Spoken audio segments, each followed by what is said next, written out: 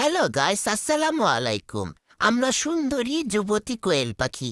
আমরা এখন হরতাল শুরু করেছি। আমরা ডিম পারবো না।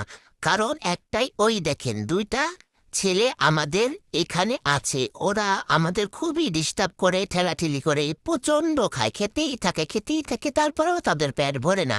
অথচ এই মালিককে বোঝে না, এত সুন্দরী দুইজন রূপসী মেয়ের ভিতরে এরকম দুইটা দুষ্টু ছেলে রাখা কি উচিত হয়েছে?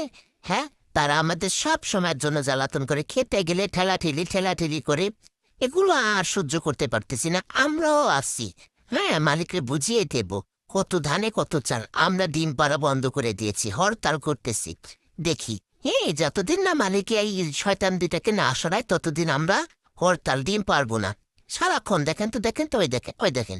বিশ্বাস তো হচ্ছে না, এখন দেখে রাখেন কত বড় ওরা দুষ্টু। সারাক্ষণ ঠুকরাইতে